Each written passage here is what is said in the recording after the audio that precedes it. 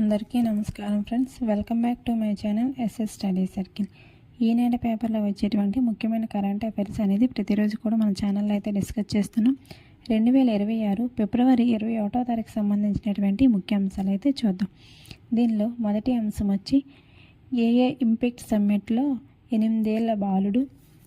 Second one వచ్చి pox silica కూటమిలో భారత్ చేరడం గురించి. థర్డ్ వన్ వచ్చి సిఎస్ దినేష్ కుమార్తో ఏకసభ్య కమిటీ. ఫోర్త్ వన్ వచ్చి హిందూ మహాసముద్ర నావల్ సింపోజియా సమావేశం గురించి. వీటితో పాటు మరికొన్ని ముఖ్యాంశాలు అయితే చూద్దాం. దీనిలో మొదటి అంశం వచ్చి ప్రభుత్వ సలహాదారులకు కేబినెట్ ర్యాంకు. దీని గురించి చూద్దాం. రాష్ట్ర ప్రభుత్వ సలహాదారులుగా నియమితులైన పోచంపల్లి శ్రీధర్రావు, మాస్ కమ్యూనికేషన్ చుండరి సీతారామాంజనేయ ప్రసాద్ ఇతను దేవాదాయాలకు క్యాబినెట్ హోదా కల్పిస్తూ ప్రభుత్వం అయితే ఉత్తర్వులు అయితే జారీ చేసింది.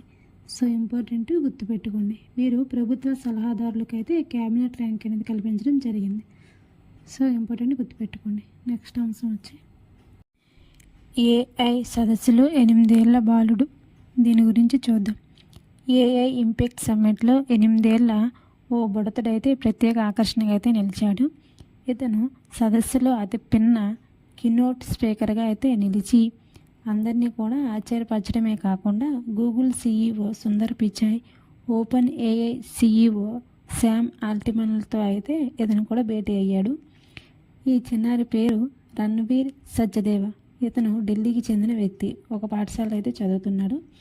ఇతను ఇప్పటికే ఆసియా బుక్ ఆఫ్ రికార్డ్స్లో కూడా చోటు అయితే సంపాదించుకున్నాడు. ఈ సదస్సులో రోజువారీ జీవితంలో ఏఐకి పెరుగుతున్నటువంటి ప్రాధాన్యతపై ఏఐ ఇంపాక్ట్ సదస్సులో అయితే సచ్దేవ్ అయితే మాట్లాడడం జరిగింది. సో ఇంపార్టెంట్ గుర్తుపెట్టుకోవాలి. నెక్స్ట్ అంశం వచ్చి సిఎస్ దినేష్ కుమార్తో ఏకసభ్య కమిటీ. దీని గురించి చూద్దాం. ఈ కమిటీని ఎందుకు ఏర్పాటు చేసిందంటే ప్రభుత్వం తిరుమలకు కల్తీ నెయ్యి అనేది సరఫరా అనేది చేస్తున్నారనేసి దీన్ని పర్యవేక్షించాలనే ఉద్దేశంతో అయితే విశ్రాంత్ సిఎస్ దినేష్ కుమార్తో అయితే ఏకసభ్య కమిటీని అయితే ప్రభుత్వం అయితే నియమించింది. ఈ కల్తీ నెయ్యి బాధ్యతలందరిపైన తీసుకోవాల్సిన చర్యలు సిఫారసు చేయాలని అయితే నిర్దేశించింది. నెయ్యి టెండర్లు, పర్యవేక్షణ, నిబంధనల సడలింపులో మార్పులు, వైఫల్యాలపైన అయితే పరిశీలించి నివేదిక ఇవ్వాలని అయితే ప్రభుత్వం అయితే ఆదేశాలు ఇచ్చింది. ఈ నివేదికను 45 రోజుల్లోగా సమగ్ర నివేదిక ఇవ్వాలని కూడా ప్రభుత్వం సూచించింది. సో తిరుమలకు కల్తీ నెయ్యి వ్యవహారాలపైన అయితే విశ్రాంతి సిఎస్ దినేష్ కుమార్తో ఏకసభ్య కమిటీని అయితే ప్రభుత్వం అయితే నియమించింది. సో ఇంపార్టెంట్ గుర్తుపెట్టుకోండి. నెక్స్ట్ అంశం వచ్చి పాక్స్ సిలికా కూటమిలో భారత్. దీని గురించి అయితే చూద్దాం. అమెరికా నేతృత్వంలో ఏర్పడిన వ్యూహాత్మక కూటమి పాక్స్ సిలికాలో భాగస్వామ్యంగా అయితే భారత్ అయితే చేరింది.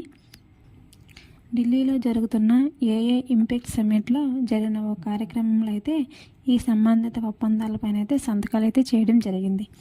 దీనికి కేంద్ర మంత్రి అశ్విని వైష్ణవ్, అమెరికా రాయబారి సెర్గియా గోరు, అమెరికా ఆర్థిక వ్యవహారాల ఉపమంత్రి జాకబ్ ఎల్స్బర్గ్ తదితరులు అయితే ఈ కార్యక్రమంలో అయితే పాల్గొన్నారు. సో ఇంపార్టెంట్ గుర్తుపెట్టుకోవాలి. భారత్ అనేది పాక్స్ సిలికా కూటమిలో అయితే చేరడం అయితే జరిగింది. సో ఇంపార్టెంట్ గుర్తుపెట్టుకోండి. నెక్స్ట్ అంశం వచ్చి యువికా దరఖాస్తులకు ఇస్రో ఆహ్వానం. దీని గురించి చూద్దాం. యువికా దరఖాస్తులు అంటే ఏంటంటే దేశవ్యాప్తంగా 9వ తరగతి చదువుతున్నటువంటి విద్యార్థుల నుంచి యువ విజ్ఞాన కార్యక్రమానికి అయితే దరఖాస్తులు స్వీకరిస్తున్నట్లుగా అయితే ఇస్రో అనేది అధికారికంగా అయితే తెలపడం జరిగింది. దీనిలో వైజ్ఞానిక శాస్త్రంతో పాటు అంతరిక్ష పరిజ్ఞానము, దాని అనువర్తనాలపైన క్విజ్ రూపంలో అయితే పిల్లలను అయితే పరీక్షిస్తుంటారు. దీనికి 2026 జనవరి 1 నాటికి 9వ తరగతి చదువుతున్నటువంటి భారతీయ విద్యార్థులు మాత్రమే దరఖాస్తు చేసుకోవడానికి అయితే అర్హులు. యువ విజ్ఞాన దీని కింద అంటే వీటికి అంతరిక్ష పరిజ్ఞానము వాటిపైన అవగాహన కల్పించాలనే ఉద్దేశంతో అయితే ఈ కార్యక్రమాలను నిర్వహిస్తున్నారు. సో ఇంపార్టెంట్ గుర్తుపెట్టుకోండి. నెక్స్ట్ అంశం వచ్చి చార్టర్డ్ అకౌంట్స్ ప్రాంతీయ మండలి అధ్యక్షుడిగా ముప్పల్ల సుబ్బారావు. ఇతని గురించి అయితే చూద్దాం. దక్షిణ భారత చార్టర్డ్ అకౌంట్స్ ప్రాంతీయ మండలి అధ్యక్షుడిగా గుంటూరు జిల్లా బండారుపల్లికి చెందిన ప్రముఖ చార్టర్డ్ అకౌంటెంట్ ముప్పల్ల సుబ్బారావు గారు అయితే ఏకగ్రీవంగా అయితే ఎన్నికయ్యారు. సో ఇంపార్టెంట్ గుర్తుపెట్టుకోవాలి. నెక్స్ట్ అంశం వచ్చి సముద్ర భద్రతకు ఉమ్మడి కార్యాచరణ బృందాలు. దీని గురించి చూద్దాం. విశాఖలో IFRO మిలాన్ సింపోజియా పేరిట నిర్వహిస్తున్న ప్రపంచ స్థాయి కార్యక్రమాల్లో భాగంగా 9వ IONS సమావేశం అయితే జరిగింది.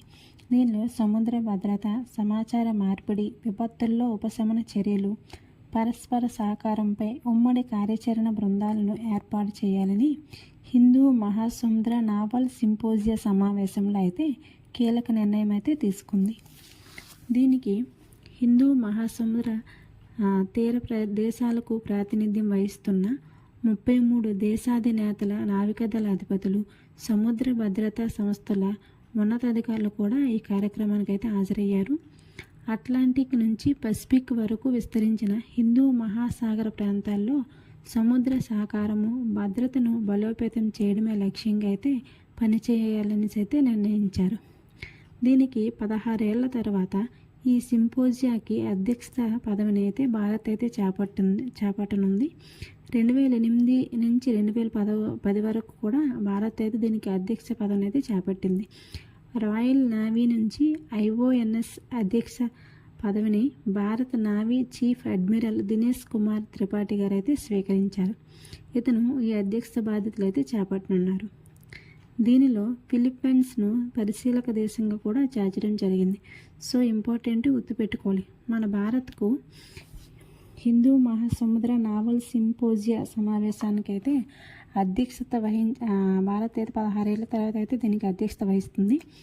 దీనికి అధ్యక్షతకి ఎవరంటే దినేష్ కుమార్ త్రిపాఠి గారు అయితే ఈ అధ్యక్ష బాధ్యతలు అయితే స్వీకరించనున్నారు. సో ఇంపార్టెంట్ గుర్తుపెట్టుకోండి. చూసారు కదా ఫ్రెండ్స్, 2026 ఫిబ్రవరి 21వ తారీఖు సంబంధించినటువంటి ముఖ్యమైన కరెంట్ అఫైర్స్ అయితే డిస్కస్ చేసాం. ఇదే విధంగా ప్రతిరోజు కూడా మన ఛానల్లో ఈనాడు పేపర్లో వచ్చేటువంటి ముఖ్యమైన current affairs and job updates కూడా చెప్పడం జరుగుతుంది. So please support my channel. మన ఛానల్ సబ్స్క్రైబ్ చేయండి, లైక్ చేయండి. మీ ఫ్రెండ్స్ ఎవరైనా సరే కాంపిటేటివ్ చదువుతూ ఉంటే వాళ్ళకైతే మన క్లాసెస్ అనేవి షేర్ చేయండి friends. Thank you for watching my channel. Thank you.